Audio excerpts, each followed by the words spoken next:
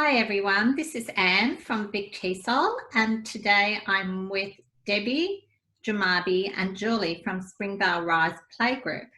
And I'll pass it over to Debbie to introduce everybody. Hi everybody, as Anne said, I'm Debbie Cottier. I'm the current principal of Springvale Rise Primary School, and our primary school is actually a community hub. So we have lots of early years opportunities, including our playgroup. And with me today is our hub leader. Hi everyone, my name is Julie Rossetti and I'm the community hub leader here at Springvale Rise Primary School. Hi everyone, my name is Jamabi. I'm a work Springvale Primary School and Horticulture Education at. Okay, so thank you. I was curious to know how you're building a community in your setting for the newly arrived refugee families. Sure. So as I said before, we genuinely see ourselves as a community hub, and Springvale in general terms is a very multicultural and diverse community. Currently in our school we've got about 460 children representing maybe 40 different countries and speaking about 35 different languages. Our largest group in our families at the moment are our families from Myanmar, so they're both Burmese and Rohingyan, and many of those are from a refugee type background. And we also have a large group of Vietnamese families who've been in Australia a couple more generations, so a bit longer, but very diverse and very exciting. So we really have that chance to build relationships with all our families, and I think that we really think about relationships being the foundation work, the work that we do with families, and making sure that we're really mindful of culture. I have a phrase called cultural mindfulness, which I've actually pinched from somebody else, and that's really thinking about being mindful of the cultural differences in our community, not just of our students and our families, but also of our staff as well. We intentionally build opportunities for community to engage with our school or in our school, so building those relationships between children and other children, between children and adults, whether that's with their mothers or fathers or with the staff members, and also building relationships between adult and adult, so mothers and other mothers, or mothers and our staff members. And the two girls with me today are the two gems that help us do that. Yes, that's us. Yeah. And like Debbie mentioned earlier, we really believe that hub is the heart of our school and our community. So we really take the time to invest in those relationships and building on those relationships. And anyone that comes through our school, we always welcome everyone into our community. We welcome new families into our community hub programs. And we have so many programs at our school. So we have English class, playgroup, computer class, yes, computer class, and a garden. Yes, the garden club, and yoga. Yes, and the women's Group. friendship group. We do lots of yoga. And I think one of the best things about our program is it's also word of mouth as well, because we're so welcoming that a lot of mums then share with their friends and say, oh, have you been to English class? And speak to Jamabi. And Jamabi is the key link in helping us connect with those families. And keeping that engaged in our programs. Yeah. So our multicultural education assistants, Anne, are absolutely worth their weight in gold. So in this instance, Jamabi is really that link, that genuine link between us, the school, and between the mothers who speak Rohingyan or Burmese, and actually Jamabi speaks a little bit of Malay as well. So she's able to really help us forge those relationships with our families, whether that's the adults or the kids as well. She's a gem. Jamabi, could you tell us a little bit about the playgroup that the school has? Yep, a playgroup is very good for every opportunity for the mother, very good for the children, also mom, for very good for the children for the come for the prep. Very easy for the manage for the teacher or mom. Like second, so very good. And then mom come to children are very different. Who is the coming playgroup? Children who not coming start playgroup children. Very different from that. Because I'm in and for I can see the home, I can see classroom, I can see playgroup, quiz area, very different. And who start coming for playgroup, that children is very good. Even mom is very good, very different. So you've seen playgroup parents have settled into prep. Yes. Right, settled into prep. Now, I was going to say, I guess that one of the things that's really important that we intentionally plan for is to help Jamabi learn about research around early childhood development or oral language development and the importance of talk. And we actually have her in our playgroups where she actually is able to model for the mothers about how to use language when they play, or for example, how to talk their way to a book chat with their children, even if they don't actually read English, so that they can do it in first languages. And that opportunity for her to be that model is absolutely amazing. And we can see not only Jamabi's knowledge and skills changing over time, but obviously the way that our mothers engage with their own children at playgroup and at home has changed enormously over time. And actually, I'll say to you, Julie, how excited we were when we have been running virtual playgroup and what we've actually been seeing whilst these mums and dads have actually been at home. Oh, absolutely. And yeah, just seeing our families engage in virtual playgroup every week, logging in on Zoom and participating in our songs, our stories. We'll go for shape hunts, colour hunts around, and you can see the families trying to help their children find a shape or whatever it is and engage with everyone. And Zoom has been amazing that they've continued with this interaction and playgroup, even though we're online and it's COVID. So that's been really wonderful. And to add on to what Deb was saying, even our parents that have children that are school aged, so some parents have decided to volunteer into our playgroup programs, and you can just see their interest changing and you know, oh, Julie, you know, Jamabi, why did you set up that activity? And we explain, well, this is a fine motor activity, or you know, this is a role play and we want children to talk, or, you know, if it's selling ice cream, perhaps we want that language to come out. And you can see our volunteers playing with the children in playgroup and modelling. So that's been really amazing to see. Yeah, the interaction. That's true. So that obviously capacity building of our MEAs is important, but obviously then identifying key women in the playgroups to also take that leading role and share and learn with other mums and bubs as well. Are you really bridging that divide between home and school and beginning to teach that school language and school culture through the playgroup? And that early childhood notion of learning through play.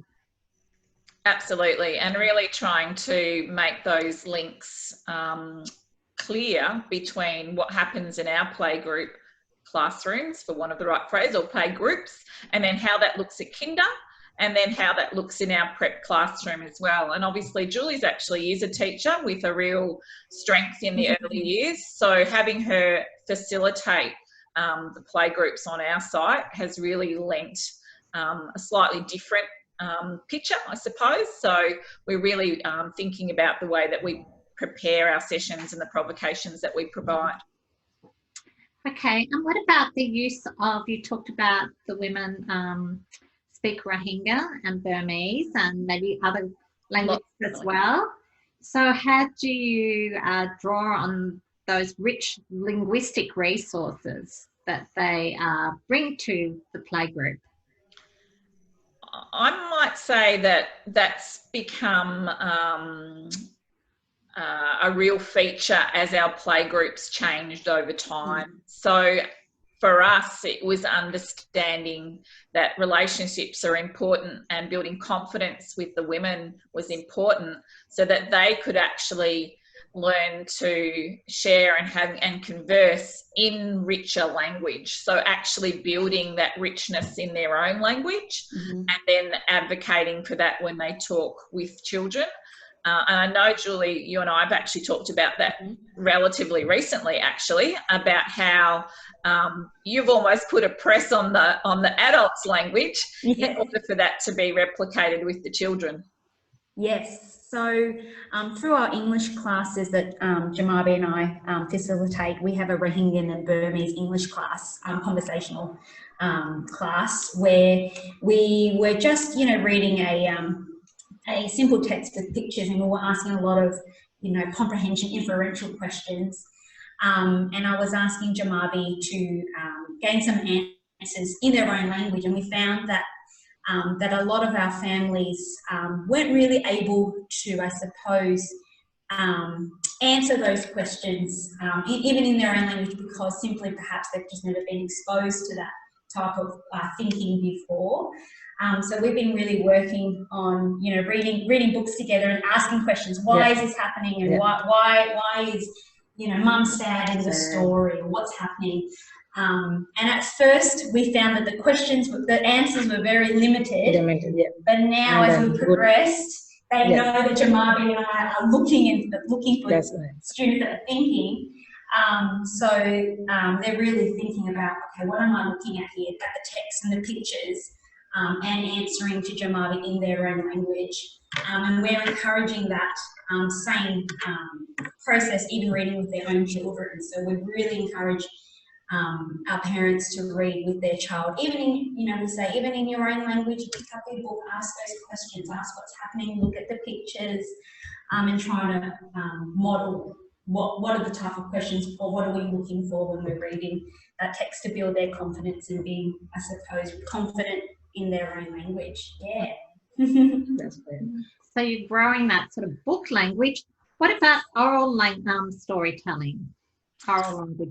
Julie's a bit of a gem at that. She loves to tell a story, and certainly loves to provide opportunities for singing as part of that as well. So that real crossing the cultural divide there. So when I talk about cultural mindfulness, it's really important for us to hear our family's stories and to value our family's stories, and sometimes attempt to record some of those stories, whether it's orally or written as well. And almost that language experience approach that we would use in a early years classroom, you can potentially be using that with our families, whether it's in playgroup or English language classes as well.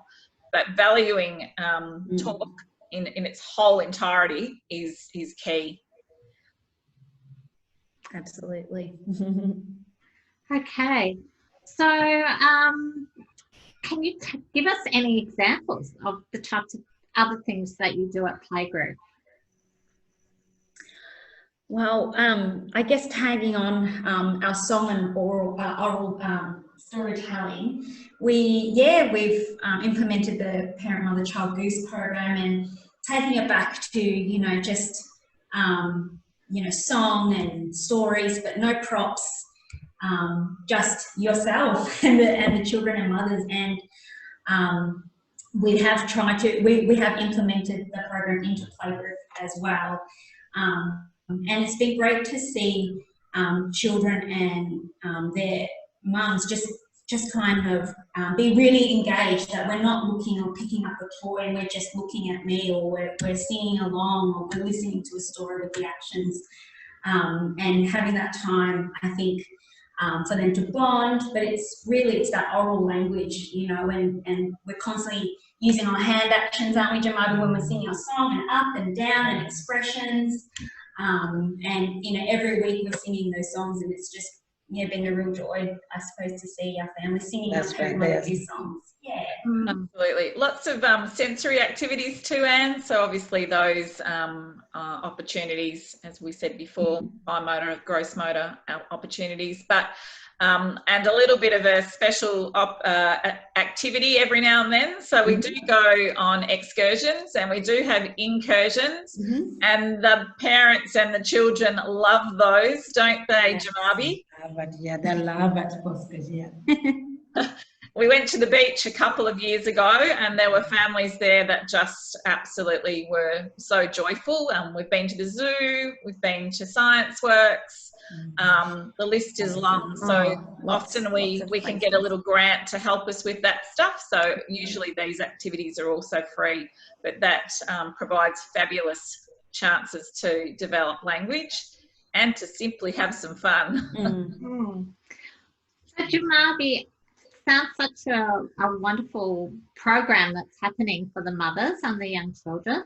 I was wondering, what do the communities, the women and the families want for their children in terms of language? Would they like them to keep the Rohingya and the Burmese and other languages that they speak as well as learn English? Then English then? Actually, not all women for understand English. Some is little bit. But that's just fine, just I can buy, that's it, not like much and speak English. Depend.